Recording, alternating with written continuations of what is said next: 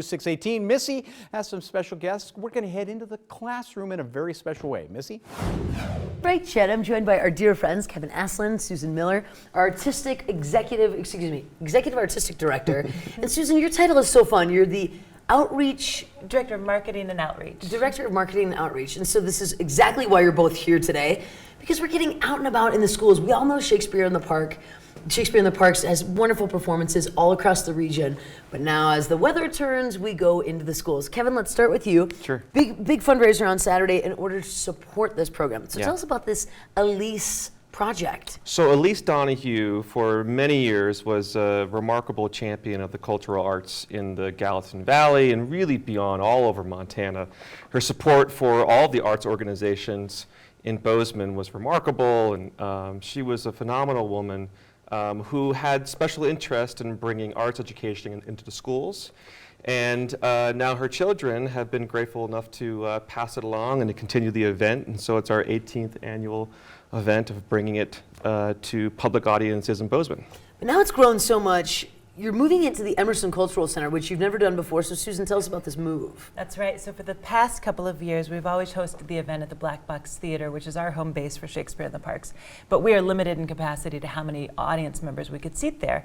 And we had to turn people away the last couple of years. So this year, we're expanding that, opening it up a little bit, and moving to the Emerson Cultural Center, which will be a great venue both for the show, to be in the Crawford Theater there, and for the party afterwards in the ballroom. Well, and of course, my question was, I'm assuming you guys are doing Shakespeare, right? Yeah. And then you're doing a little bit more. So tell us about what we can expect on Saturday night. So we have the 80-minute abridgment of Romeo and Juliet. Prior to the performance, you can enjoy wine and hors d'oeuvres, and then following the performance is a talk back with the actors, myself and some of our designers as well, and then they go into the ballroom.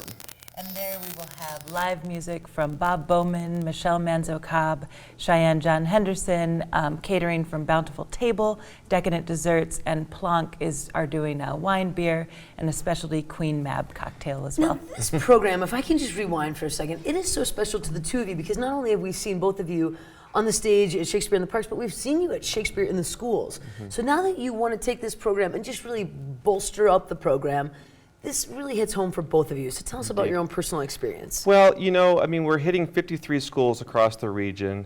It's the 27th year of bringing Shakespeare in the schools into these communities that really need cultural integration and outreach.